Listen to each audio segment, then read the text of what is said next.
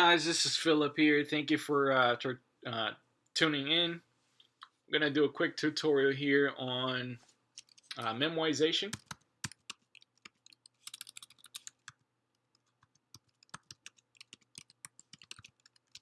We're going to have some Fibonacci numbers here.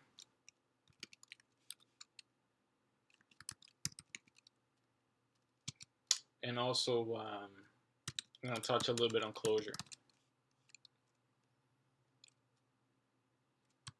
Okay. I'm not going to have you see here and just watch me type a bunch of code. I'm going to copy and paste and explain what it's doing. So let's start with Fibonacci. Fibonacci sequence is basically you start at 0 and 1.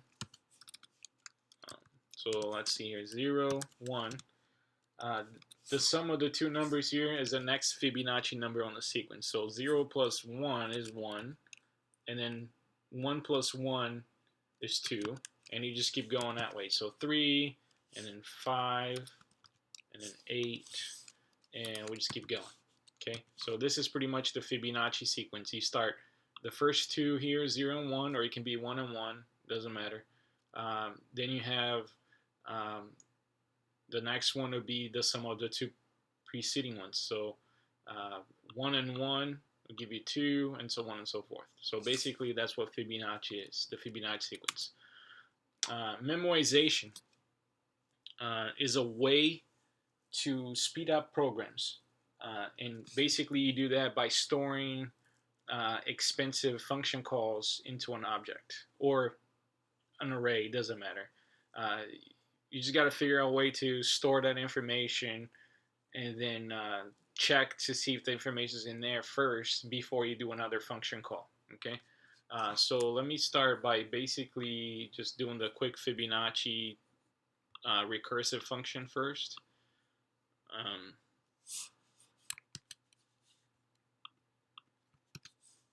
Okay, so here's a simple, it's just a JavaScript function. It takes in a number. It's going to check to see if the number is either 0 or 1. If it is, it's just going to return the number itself. If not, then this is the recursive here, the recursion. You basically call in the function itself, -1, and then plus the function again, -2. And this is really expensive here as you keep going high on numbers. And just to check, make sure it's working. Let's call the function, and let's pass in 8. There you go. It's 21. I have another function that I've made here. Basically, what that function does is check on the time.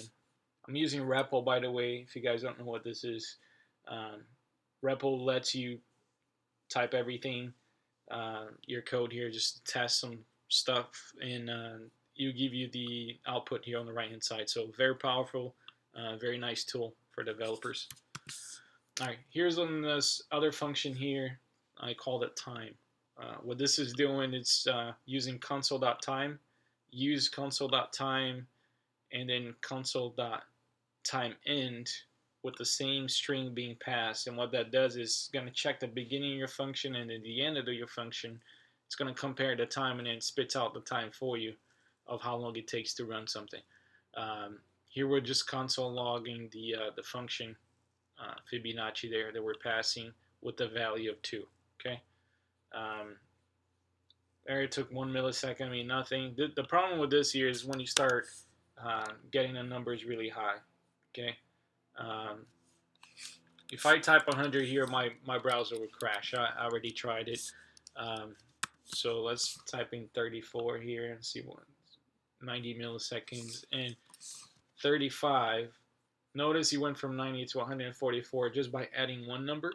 The higher I go up on here, the longer it's gonna take, and this is really bad for performance.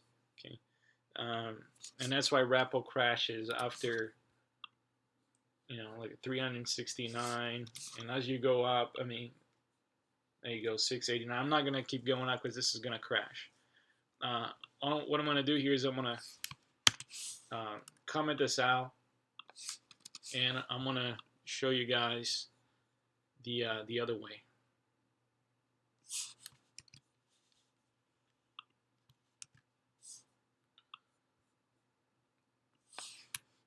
Okay, so on this one we have the same function, but this time we're using closure, and we're using the object here to hold our cached Fibonacci numbers. Okay, let me go here and explain to you what's going on. I don't know if you've seen this before. Whenever you have this is a variable here, Fibonacci, and this variable is holding the value of this encapsulated function. That's why it starts with the parenthesis there. And if you notice at the end here, there is another parenthesis because that function is being called right away. This function has another function inside, so it returns another function right there. And this function here, what this is doing is basically it's looping through our object here, and it's checking to see if the end value is in there. If it is, then it's just getting this variable here that holds our value, and it's setting the value to equals to what's inside of our object, so our cached value, and then the function is over. Okay. If it's not there, okay, so we don't have anything saved in there, or the particular Fibonacci number we're looking for, it's not there. Basically, what's going to happen is we're going to hit this else clause here, and we're going to do the check again, and we're going to check to see if the number is either 0 or 1, and if it's not, then we're going to do the recursion here again. We are calling f, in this case of this inner function here. And the different thing here that we're doing is whenever we call this function, now we're saving the value into our object. So the next time that this recursive function here is calling itself again, now we have a reference. We have that value saved into our object.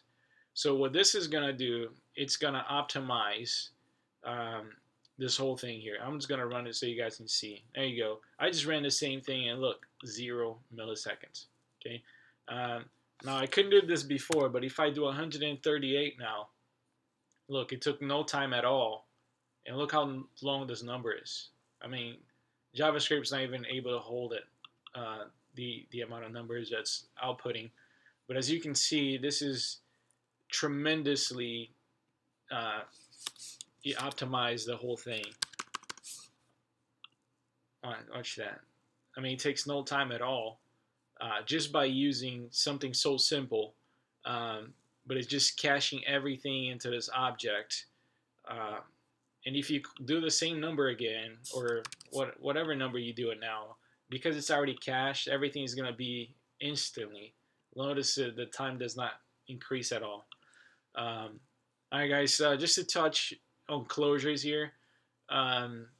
Closure is a little bit difficult to explain. I'm going to try my best here. What's happening here is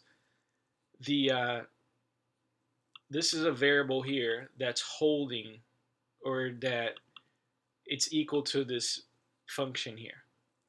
This function returns an inner function. An inner function has, because of scope, it has access to a reference to this guy here. So whenever I call Fibonacci here at the bottom, okay, at this variable, whenever I'm calling this Fibonacci here, the inner function has a reference of this object. If I didn't use closure, what would happen is every time this ran, this would have been an empty object. So that defeats the whole purpose of having anything cached.